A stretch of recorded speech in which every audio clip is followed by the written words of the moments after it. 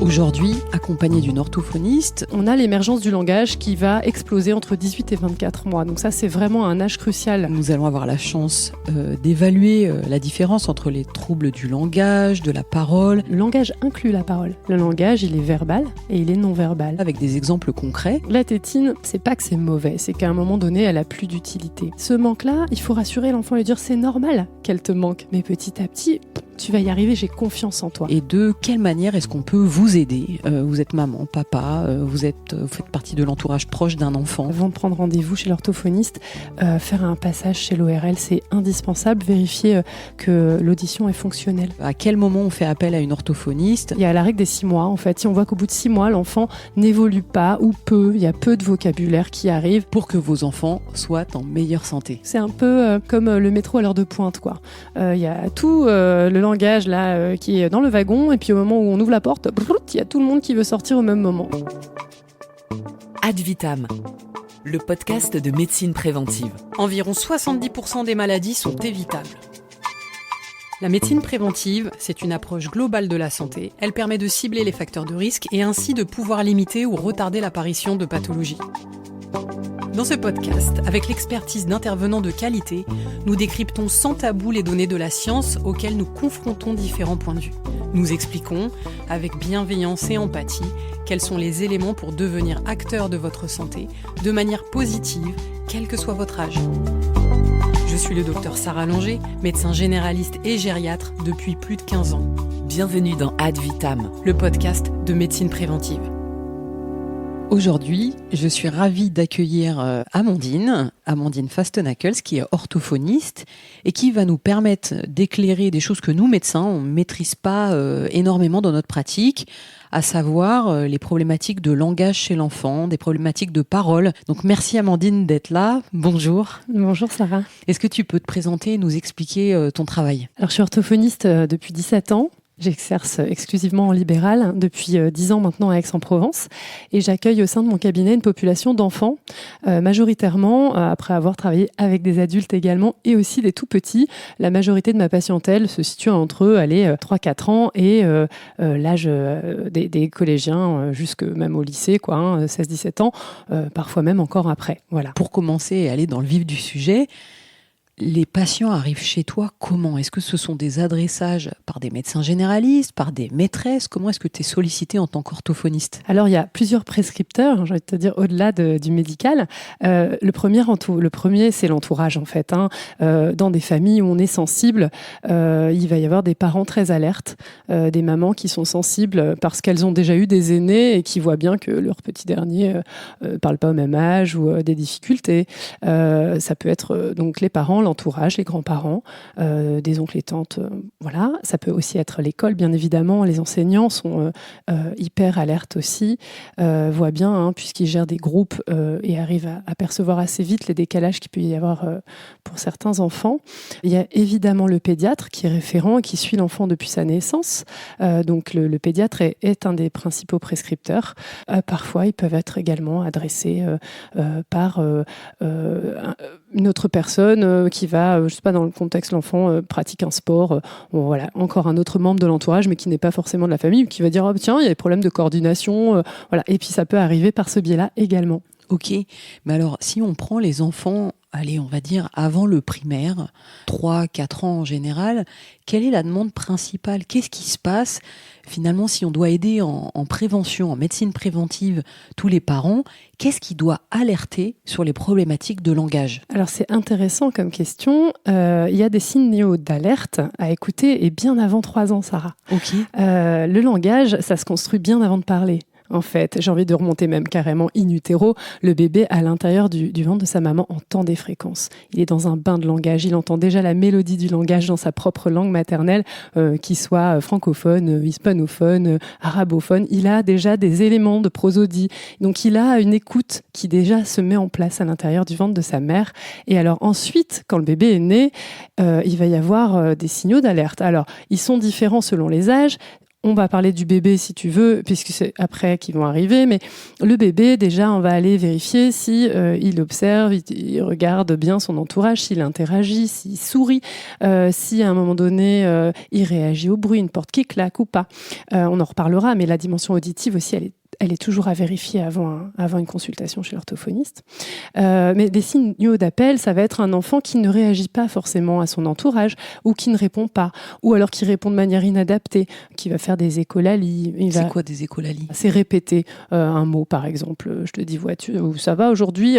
L'enfant va répéter ça va aujourd'hui. Okay. Voilà, au lieu de répondre à la question. Mais ça, on peut le voir dans des signes du trouble du spectre autistique et on le voit un peu plus tard puisqu'en effet, le bébé pour l'instant, ne parle pas encore. Mais il peut avoir une interaction qui est différente. Ça va être quoi, par exemple ? Donne-moi des exemples concrets. Qu'est-ce qu'ils disent, ces enfants, ou qu'est-ce qu'ils disent pas ? Alors, un pointage. Le pointage, quand on sait chez le tout petit, on le voit à un moment donné, il va pointer du doigt certains objets et c'est ce qui va amener à dénommer. Ça, c'est la lampe, ça, c'est la lune. Le parent va nommer et l'enfant a une attention conjointe. Regarde le doigt et va apprendre parce qu'il regarde. On a des neurones miroirs. Oui. Donc, ça, le langage, il y a un signifié et un signifiant. Je vois un verre, je sais que ça s'appelle un verre. C'est complètement arbitraire dans cette langue, mais dans une autre langue, ça va être autrement. Bref, l'enfant apprend cette relation-là entre le signifié et le signifiant. S'il n'y a pas d'attention conjointe, on ne peut pas apprendre.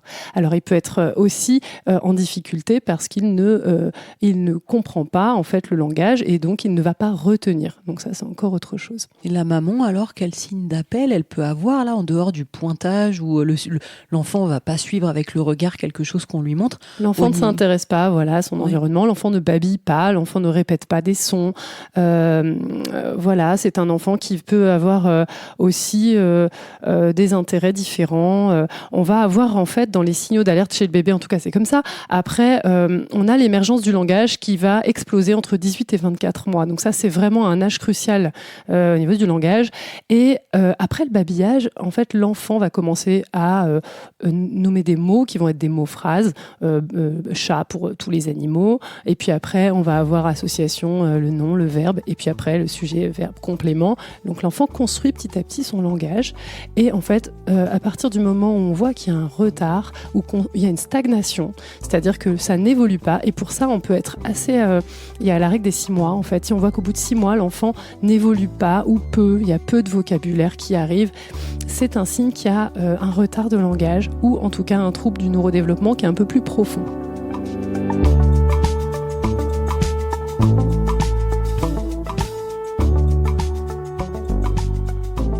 Mais alors nous, si on est maman, qu'on a un seul enfant, on peut pas connaître en fait l'évolution normale du langage. En effet, c'est pour ça que c'est intéressant. Alors déjà, je le rappelle et on le rappelle jamais assez.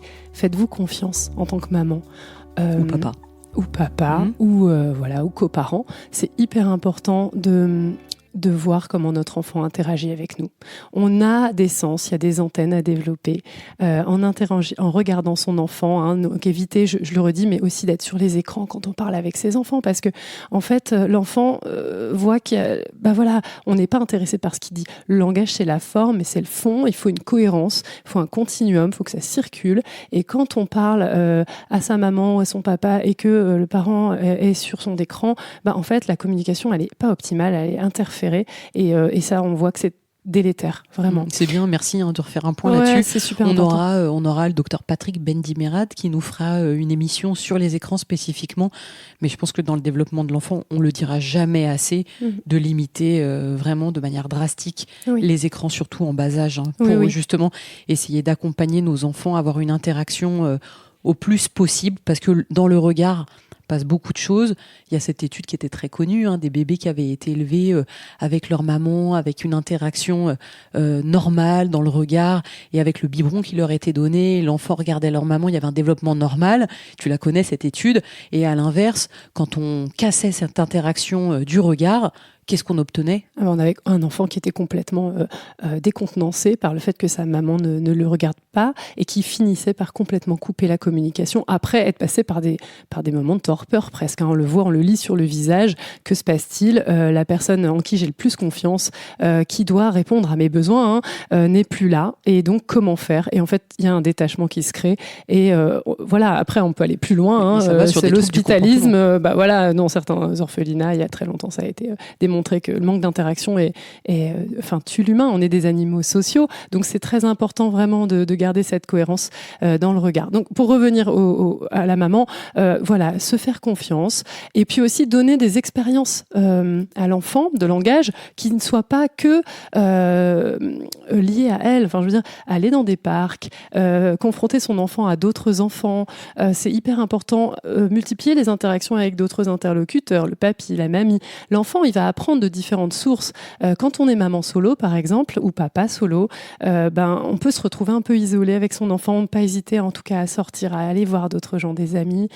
C'est hyper important en fait. Les pères, l'enfant il est élevé en société, quoi. Donc vraiment c'est hyper important. Et puis quand on se sent démuni, si on a un doute, il faut consulter. Il ne faut pas avoir peur d'en parler à son pédiatre. Il ne faut pas avoir peur d'en parler à son entourage en disant qu'est-ce que t'en penses ? J'ai l'impression qu'il y a quelque chose qui va pas. Alors sans rentrer dans la psychose. Oui, mais se dire ok, je sens quelque chose, je vais me faire confiance. Moi, je vois des parents arriver des fois, ils me disent mais je l'avais senti, mais en fait, oui, mais faites-vous confiance. Au pire, il y a rien. Au pire, on vous dira ça, tout va bien. Mais si vous êtes passé à côté de quelque chose, c'est dommage parce que vraiment la rééducation précoce, elle est hyper intéressante parce qu'elle va permettre une régression des troubles. S'ils sont bénins, ça régresse assez vite. Après, s'il y a quelque chose de plus profond, de toute façon, plus tôt on commence, et meilleure sera l'évolution. Hein. Donc, dans tous les cas, il faut commencer très tôt. Est-ce que tu peux nous donner des exemples de motifs de consultation ? Je reste sur le côté langage, sur les 3-4 ans, avant l'école primaire. Ça va être quoi majoritairement ? Alors, chez le tout petit, les motifs de consultation, pour revenir à l'enfant qui interagit peu, il n'écoute pas ce qu'on dit, il réagit pas, il est dans son monde, et ça peut aussi être lié à un trouble attentionnel. Voilà, donc on va aller diagnostiquer ça, on va aussi faire le différentiel, c'est important. Est-ce que ça va être un trouble de langage ? Est-ce que l'enfant comprend ce qu'on lui dit mais n'a pas envie de produire ? Ou est-ce que l'enfant n'est pas en capacité de comprendre ? Ou est-ce qu'il y a autre chose, d'autres facteurs qui peuvent aussi être psychologiques en fait, hein. Donc c'est intéressant le diagnostic de l'orthophonie, c'est un bon point d'entrée parce que nous après on va les orienter vers le psychomotricien, vers le psychologue, vers un neuropédiatre pour pousser des examens plus approfondis. Donc ça peut être ça l'entrée. Ça peut aussi être un enfant qui va avoir des difficultés, qui peut avoir un bavage, donc avant le langage, qui a une hypotonie labiale par exemple. On va aller quand même vérifier si tout est fonctionnel au niveau oro-myofacial, donc joue, lèvres, langue. Est-ce qu'il y a une bonne mobilité ? Est-ce qu'il y a une malocclusion dentaire ? Est-ce qu'il y a un frein de langue court ? Est-ce qu'on a un palais ogival ? Est-ce qu'on a un enfant qui passe sa journée avec une tétine dans la bouche, avec un pouce ? C'est pas bien les tétines. C'est pas bien les tétines. On comble un besoin de succion qui est indispensable chez le tout petit. À partir du moment où l'enfant va avoir des dents, il est en mesure de mâcher, il est en mesure d'utiliser sa bouche autrement que pour téter. On va lui donner d'autres expériences en bouche, la diversification menée par l'enfant. Quand on va faire la diversification alimentaire, c'est hyper intéressant parce qu'il a d'autres expériences que sa tétine ou son pouce. La tétine, c'est pas que c'est mauvais, c'est qu'à un moment donné, elle a plus d'utilité. Ok, c'est un doudou et tôt ou tard, il faut se séparer de cet objet transitionnel. Alors, chez certains enfants, c'est très difficile, très douloureux, mais c'est souvent plus dur pour le parent de l'abandonner que pour l'enfant. C'est vrai. Ouais, vraiment. Mais alors, c'est vrai que quand on emmène l'enfant chez le dentiste, en général, les dentistes insistent pour qu'on arrête la tétine pour éviter une déviation au niveau des dents. Et de ton point de vue d'orthophoniste, c'est quoi l'intérêt réellement d'arrêter la tétine, qu'on comprenne bien ? Déjà, il est d'investir sa bouche autrement que comme un endroit pour téter. Ok. Donc de pouvoir aussi développer la parole. Ok, très bien. Donc ça, c'est d'un point de vue de la pragmatique. Et puis, il y a aussi, d'un point de vue fonctionnel, que la langue, en fait, est placée, quand on tète, sous la tétine et ne touche jamais le palais. Okay. Or, on a besoin, à un moment donné, que la langue touche le palais pour tout ce qui est une fonction masticatoire, et aussi dans l'articulation de certains phonèmes, te, de, ne, le, notamment, qui se font quand la langue, elle monte sur le palais, voilà, c'est ça ? Le bout de la langue monte au palais. Donc, dans la phonation, on a besoin de toucher le palais. Il y a un âge auquel il faut vraiment arrêter la tétine ? Alors, c'est vrai que c'est le plus tôt, c'est le mieux.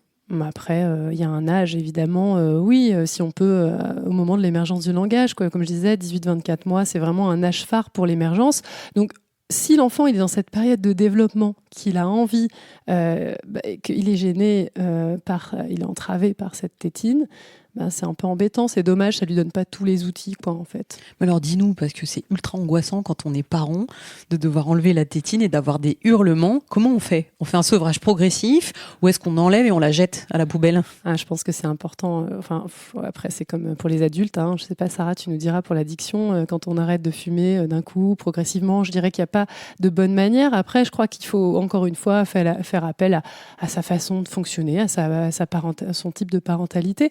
Moi, j'ai tendance à recommander aux mamans déjà d'en parler à l'enfant, de dire, tu sais... Alors, l'entrée en école maternelle, c'est un super âge, en fait, parce que l'enfant, déjà, il n'aura pas cette tétine toute la journée à l'école. Donc le matin, on la laisse. Alors on peut en parler, dire on peut faire une petite boîte ensemble si tu veux qu'on va décorer. Et puis le matin, on mettra la tétine dedans.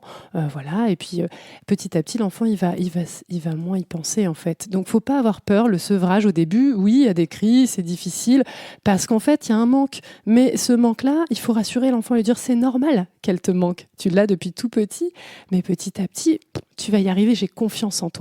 Ça, c'est important de le dire, parce que l'enfant lui-même, il ne sait pas, en fait. C'est comme si on vous arrache quelque chose auquel vous tenez, et vous ne savez pas si vous allez gérer le manque. Et lui dire, mais tu vas y arriver, en fait. C'est possible, je t'accompagne. Et puis un jour, à un moment donné, l'enfant n'y pense plus. Oui, et puis alors, c'est vrai que tu parlais de la petite boîte, c'est pas mal soit de la construire ensemble, ou alors chez le dentiste, il y a ça aussi, le dentiste qui propose une boîte à tétine, et puis peut-être prévoir sur des rendez-vous, alors soit chez l'orthophoniste, ou le dentiste, ou le médecin, le pédiatre, de prévoir une boîte et dire au prochain rendez-vous on enlèvera la tétine, ou alors peut-être prendre une date, dire à la rentrée ou à Noël, et peut-être donner un petit cadeau en échange. Enfin, je sais pas, il y a 36 000 stratégies. Voilà. Quoi, chacun choisit la sienne. Voilà, ce sont des petits exemples. Oui, voilà, que la boîte soit pas accessible à l'enfant quand même. Par contre, ça c'est important. Et puis lui laisser quand même la possibilité de la garder au début pour les siestes, les moments où il a besoin de s'apaiser. Voilà. Si tu veux, progressivement, ça peut se jouer. Donc il peut garder la nuit, les siestes, et puis ensuite l'enlever. Quoi. Petit à petit, voilà. Sur, du coup, la problématique de langage oral, alors nous, est-ce que tu peux nous expliquer la différence entre le langage oral, la parole, toutes ces différences-là notables en orthophonie qui sont simples pour vous ? C'est quoi la différence ? Oui, c'est vrai que ça pourrait être confondu facilement. La parole, c'est tout ce qu'on va mettre en place pour articuler. D'accord, c'est la programmation, on va dire, phonologique. Quand je vais prononcer le son ch, comment je mets ma langue, comment je mets mes lèvres, comment je place mes dents. On peut avoir des troubles de la parole chez l'enfant qui va avoir la langue qui se met entre les dents, le stigmatisme, un petit feu sur la langue. Et puis on va avoir, ou ceux qui n'arrivent pas à prononcer le son, le. Voilà, pareil, qui disent quoi ? Ye à la place de le. Ouais, par exemple. Okay. Voilà, chez le petit enfant, donc il y a des troubles de la parole qui se résorbent assez vite. Il y a quoi d'autre ? Donne-nous d'autres exemples. L'enfant qui n'arrive pas à dire les re, donc tout ce qui va être sont plutôt postérieurs. Il fait quoi l'enfant, lui ? Re. On peut retrouver ça d'ailleurs, je le dis en aparté, chez les enfants qui ont des troubles auditifs, puisque ce sont des phonèmes qui sont prononcés de manière postérieure qu'on ne voit pas.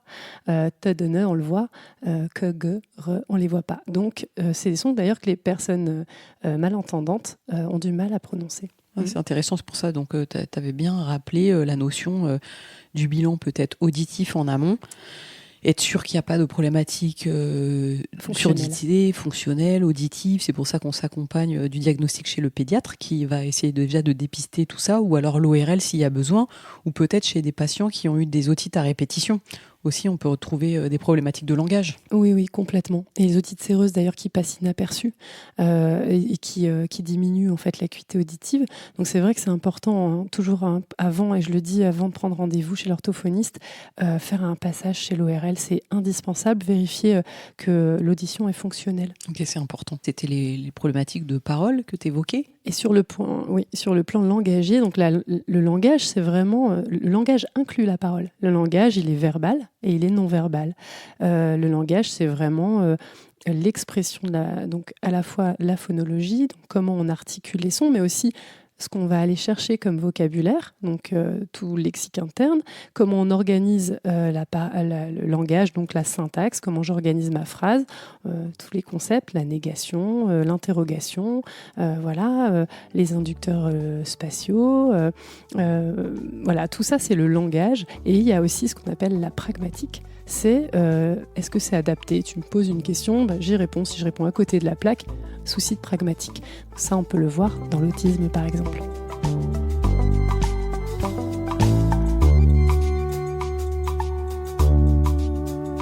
Sur une consultation encore chez ces enfants-là qui ont 3-4 ans, comment ça se déroule la consultation chez toi? Qu'est-ce qu'ils font comme exercice? On nous prescrit un bilan orthophonique en premier lieu. Ce bilan va viser à repérer en fait s'il y a des troubles dans différents domaines. Donc ça peut être déjà au niveau de la mobilité faciale, comme je disais. Donc on va vérifier par des praxis la mobilité, la tonicité des lèvres, des joues, de la langue. Des praxis, ça veut dire quoi? Des exercices un peu comme des grimaces. Je gonfle les joues, je tire la langue. On va aller vérifier que tout fonctionne bien. Okay. De ce point de vue-là, si l'enfant en imitation est capable de faire aussi. Okay, donc, on va aller vérifier ensuite tout ce qui est... Alors, il y a 2 versants dans le langage. Il y a le versant réceptif, c'est comment je comprends le langage, et tout le versant productif, comment je produis le langage. On peut, en général, la compréhension est toujours meilleure par rapport à la production. Même chez des enfants qui ont des pathologies, la compréhension est toujours un peu plus préservée. Mais donc on va voir déjà le versant compréhension, si l'enfant comprend, s'il ne comprend pas les consignes, s'il est capable de répéter des mots. Donc on va vérifier sa production au niveau de la phonologie, s'il produit bien les sons, est-ce qu'il est capable de dénommer des mots, est-ce qu'il est capable d'identifier. Il y a plusieurs exercices, on va dire plusieurs items dans les bilans, différents types de bilans aussi en fonction des âges qui sont standardisés. On ne fait pas passer un bilan de la même manière à un enfant qui a 2 ans et demi, qui n'a pas du tout le même niveau de langage qu'un enfant qui est scolarisé ou encore même qui est déjà dans le langage écrit. Les épreuves sont différentes. Un bilan, c'est long? Un bilan, c'est entre 1h et 1h30 quand même. De passation. Et après, il y a tout le temps de transmission aux parents et l'élaboration d'un projet thérapeutique si l'enfant a besoin. Donc on va établir ensemble. Maintenant, on parle beaucoup de projets concertés, d'intervention orthophonique concertée. C'est important de savoir, parce que l'enfant, il faut qu'il soit acteur de sa prise en charge. Alors chez le tout petit, c'est difficile parce qu'on ne va pas lui demander, tiens, qu'est-ce que tu veux travailler chez l'orthophoniste? Mais en tout cas, chez l'enfant plus grand et chez l'adolescent, c'est intéressant. Ça met du temps de faire une rééducation chez des petits qui ont des problématiques dans la parole à 3-4 ans? Pour un trouble bénin de la parole, c'est 3-6 mois. Donc un son qu'on n'arrive pas bien à prononcer, on va vérifier que l'enfant, déjà, il est assez mature aussi pour être capable de travailler là-dessus. Il y a des enfants, ils ne sont pas prêts, en fait. Et puis, ils n'ont pas l'intérêt. Ça ne les intéresse pas. Pour l'instant, je ne dis pas correctement le son se. Papa, maman le dépiste. Ça gêne un peu mon entourage, mais moi, j'en ai pas trop envie. Alors là, on en parle, on fait un peu de guidance. On explique aux parents, vous pouvez vous mettre un peu face au miroir le soir, vous lui montrer. On peut donner quelques exercices à faire. Alors, ça peut être des petits mots à répéter. On peut aussi demander juste aux parents d'insister sur certains sons quand on entend que l'enfant ne le prononce pas forcément correctement, pour que l'enfant éveille, en fait. Et puis, certains enfants ne sont pas encore prêts, et ceux-là, on va les revoir peut-être 3-6 mois après, si ça persiste, si c'est gênant. Et puis, certains enfants sont super prêts. Moi, j'ai le souvenir d'un patient qui est arrivé, sa maman m'a dit, mais c'est lui qui a pris rendez-vous, il voulait venir, en 2 séances, c'était plié, et c'était incroyable parce qu'il avait décidé que c'était embêtant, et il a tout de suite intégré et automatisé, parce que la phase d'automatisation, elle peut prendre justement 6 mois, parce que c'est facile dans le bureau de l'orthophoniste de comprendre comment je mets ma langue pour prononcer ce son. Mais quand je suis avec mes copains en récré ou quand je suis avec mes parents à table et que je raconte ma journée, parfois je ne suis pas capable encore de faire ce continuum entre ce que j'ai appris au cabinet et ce que je dois faire à l'extérieur. Donc ça prend un peu de temps. Et toi, en pratique, donc tu leur montres comment tu fais avec ta bouche pour prononcer les mots, tu les mets devant un miroir, comment ça se passe? Oui, bien sûr. Alors le feedback visuel, il est très important en plus dans la prononciation parce que c'est abstrait un son. Enfin, moi, j'ai 4 ans, on me dit le son où est-ce qu'elle est ta langue? Je savais même pas que ma langue, elle allait servir à quelque chose, par exemple pour le son. Donc, c'est important que l'enfant se voit, qu'il me voit. Et encore une fois, on active des neurones miroirs. L'idée, c'est d'être le plus ludique possible parce que c'est quand même mécanique, un peu rébarbatif, franchement. Une séance, c'est 1/2 heure, tu me demandais tout à l'heure, un bilan c'est 1h, 1h30, une séance ça varie de 30 à 45 minutes. D'accord, et ils reviennent te voir régulièrement? Voilà, le plan de soins est à déterminer ensemble. Pour certains patients, on va les voir 1 fois par semaine, d'autres ça va être 2 fois, d'autres on va les voir plus ponctuellement. Encore une fois, le suivi il est vraiment adapté à chaque patient. Au cas par cas. Tout à fait. On est dans de la médecine préventive, de la médecine personnalisée. En tout cas, il faut adapter à la prise en charge des patients, des jeunes jeunes enfants qui ont des problématiques, une prise en charge finalement très adaptée. Oui. Et c'est pour ça que ça me tient à cœur qu'on puisse aider les maîtresses, les mamans à essayer justement de ressentir les choses pour poser un diagnostic après. Elles sont très en demande. Moi, je suis souvent en échange avec les enseignants. D'ailleurs, on se rend, les orthophonistes, aux équipes éducatives quand il y a des aménagements à mettre en place. Là, c'est un peu dans un second temps pour des plus grands. Mais c'est intéressant, en tout cas, de pouvoir communiquer et d'être le plus nombreux possible autour de l'enfant pour l'aider, en fait, à progresser. Avec les parents et les enseignants. En fait, si on se met tous de concert pour dire, voilà, avec cet enfant-là, on fait ça, évidemment, c'est beaucoup plus porteur que si chacun reste dans son coin.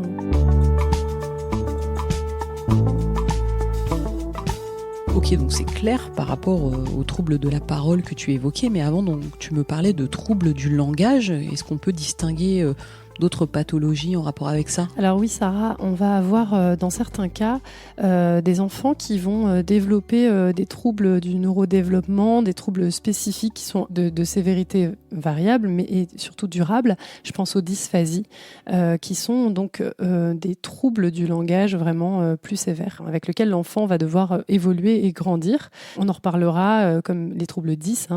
Oui, on fera une émission spécifique sur les troubles 10, que ça soit clair. Voilà, ça, on vit avec. Et donc, la rééducation, évidemment, là, c'est pas 3-6 mois. Donc, on part sur des projets qui sont un peu plus longs et avec des objectifs différents, en fait, visant à maintenir l'enfant le mieux possible dans son environnement scolaire.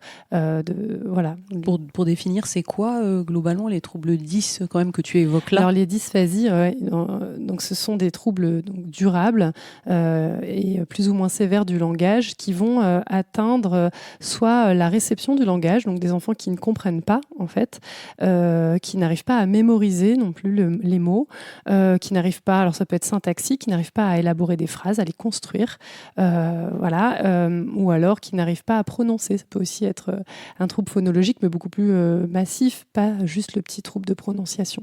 Donc ça, c'est plus sévère et ça s'accompagne avec des projets d'aménagement aussi à l'école.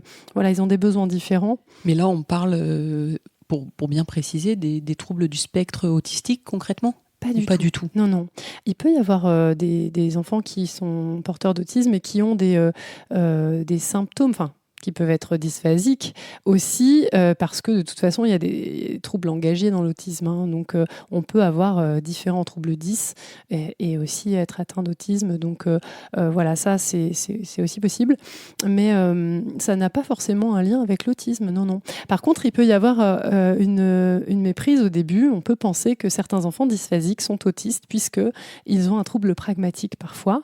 Et on peut se dire, mais mince, mon enfant est atteint d'autisme, ou alors, je comprends pas, il a des troubles du comportement, puisque ces enfants-là, comme ils s'expriment peu ou pas correctement, en fait, ils peuvent avoir des difficultés à entrer en interaction avec les autres et du coup, peut-être les taper ou les pousser pour interagir avec eux. Donc, c'est gênant au sein de la classe et en fait, c'est souvent comme ça que ça commence, la consultation. Voilà, en disant, mince, il a des soucis à l'école, ça se passe pas bien avec les copains. Voilà. Et d'autres troubles en particulier ? Alors, dans les troubles du neurodéveloppement, on a aussi des bégaiements. Donc les bégaiements apparaissent en gros entre 3 et 7 ans, touchent plus les garçons que les filles d'ailleurs, et peuvent être une difficulté à démarrer, à initier un exemple pour les auditeurs qui connaissent pas. Oui, c'est la répétition de syllabes initiales, par exemple. Ça arrive souvent sur les occlusives, ça peut être un allongement aussi de certaines syllabes. C'est un trouble de la fluidité, en fait, le bégaiement. Donc là, on n'est plus sur le matériel, on est sur la fluidité, en fait, du langage. Et plus on dépiste tôt, plus ça marche, la rééducation ? Oui, alors le bégaiement, c'est un peu comme tout à l'heure je te disais la dysphasie, on vit avec. On l'a en soi, ça peut apparaître à certains moments, réapparaître. On voit bien que par exemple, quand on chante, on ne bégaye pas. Quand on récite une poésie, parfois, on ne bégaye pas parce que ça fait appel à d'autres structures du langage. Mais dans certains contextes, l'enfant va bégayer. Moi, j'accueille parfois des enfants des parents qui me disent qu'ils bégayent à l'école et tout. Mais il arrive dans mon cabinet, l'enfant ne bégaye pas. Et on est en interaction tous les deux. Et en fait, il n'y a pas de facteur stress, il n'y a pas d'enjeu. Ou alors, il y en a, ils vont bégayer seulement quand c'est leur spontanéité qui parle, donc quand c'est émotionnel. Mais si on leur pose une question pour y répondre, ils ne vont pas bégayer. Donc, il y a différents contextes. Pareil, le bégaiement ne ressemble pas... un bégaiement ne ressemble pas à un autre bégaiement, quoi. Mais donc, il y a une réelle part anxieuse dans le bégaiement ? Il peut y en avoir une. Et on a souvent des profils très perfectionnistes. Moi, je leur dis souvent, j'ai l'impression que c'est un peu comme le métro à l'heure de pointe, quoi. Il y a tout le langage là qui est dans le wagon, et puis au moment où on ouvre la porte, il y a tout le monde qui veut sortir au même moment. Donc le débit peut pas se faire. Il y a différentes techniques pour travailler sur le bégaiement, notamment allonger certaines voyelles, le travail de respiration. Mais au fond, se rendre compte qu'il est là et qu'il des fois il n'est pas là, donner une part consciente à l'enfant, qui se rende compte qu'il peut agir dessus. Des fois, on s'amuse à lui demander de bégayer, quoi. On lui dit tiens, tu vas t'amuser à bégayer là, tu vas faire comme si tu bégayais. Le fait qu'il soit conscient, ça lui donne une clé de dire en fait, je peux le gérer. Et les adultes qui bégayent, est-ce que c'est un bégaiement qu'ils ont traîné depuis l'enfance ou ça peut être une apparition d'un bégaiement à l'âge adulte ? Il peut y avoir des sources psychogènes, en effet, ça peut apparaître suite à un traumatisme, mais en général, ça émerge dans l'enfance. Et l'enfant vit avec, quoi. Et ça va revenir par moment. Sur le sujet de la consultation chez l'orthophoniste, bien sûr, il est essentiel de pouvoir prendre en charge les troubles dès que possible. Sauf qu'en fait, on est limité parce que les orthophonistes, vous n'êtes pas très nombreux sur le territoire. En tout cas, il y a une demande qui est beaucoup plus intense et importante que l'offre qui est proposée. Comment on fait pour aider toutes les familles qui sont en difficulté avec leurs enfants, qui n'ont pas de place chez un orthophoniste avant 1 an? Qu'est-ce qu'ils peuvent mettre en place? Oui, en effet, c'est un problème. Alors, il faut savoir que le territoire, il est maillé de manière complètement inégale, avec des endroits très sous-dotés et des endroits, je dirais pas surdotés, mais moins en carence. On est à environ 25 000 sur tout le territoire orthophoniste. Il y a en moyenne 40 orthophonistes pour 100 000 habitants dans les départements les plus sous-dotés. 40 pour 100 000. À Paris, c'est 228 pour 100 000 sur les dernières données. Donc, vraiment une grande disparité dans l'accès aux soins orthophoniques. Globalement, le parent a une possibilité d'aller trouver des ressources pour au moins démarrer une guidance. Il y a un site qui est très bien fait qui s'appelle Allo Ortho, dans lequel il y a un petit onglet où on peut chercher bavage, troubles du langage, dyslexie, et qui va déjà donner aux parents, aux accompagnants, des outils pour accompagner leur enfant. Voilà, ça c'est déjà bon à savoir. Après, évidemment, se mettre sur liste d'attente sur certaines plateformes qu'ils proposent aujourd'hui. Et puis évidemment, ne pas hésiter à rappeler l'orthophoniste, envoyer des messages, même si on ne peut pas toujours répondre à la demande. C'est très, très frustrant pour les familles. Mais voilà, mettre en place déjà des choses, faire appel à son bon sens. Encore une fois, les parents les plus alertes mettre des choses en place et c'est très bien en fait, vraiment. Donc en conclusion, finalement, Amandine, on peut retenir que déjà les parents font tous ce qu'ils peuvent et se fier à son intuition, c'est la meilleure chose qui soit, et puis se faire accompagner d'un professionnel de santé dès que possible, dès qu'on constate qu'il y a une anomalie, quelque chose de pas normal, soit dit par le parent, soit dit par de l'entourage, la maîtresse, mais pas laisser traîner trop longtemps. Non, c'est vraiment important que ce soit pris en charge précocement, parce qu'en fait, parfois, il suffit de pas grand-chose pour déclencher un déclic chez l'enfant. C'est vrai que c'est gênant, dans certaines régions, on a 2 ans de liste d'attente. Ailleurs, c'est 6 mois, mais globalement, ça laisse beaucoup de délai, en fait. Un enfant qui a besoin d'être diagnostiqué pour mettre en place des choses, au bout de 2 ans, on n'a plus les mêmes besoins, on a laissé traîner. C'est des âges en fait où en plus on sait qu'ils sont sensibles à l'apprentissage. C'est des zones, on va dire, proximales de développement hyper importantes. Donc c'est dommage de laisser passer ça, vraiment. La santé, c'est aussi la parole, parce que vous m'entendez parler et que on essaye d'exprimer bien les choses pour vous accompagner et faire en sorte que vos enfants soient en meilleure santé. Merci beaucoup pour ces recommandations. Avec plaisir. À bientôt. À bientôt. Merci d'avoir écouté Ad Vitam, le podcast de médecine préventive. Retrouvez le docteur Sarah Longer sur les réseaux sociaux pour échanger et abonnez-vous sur votre plateforme d'écoute préférée.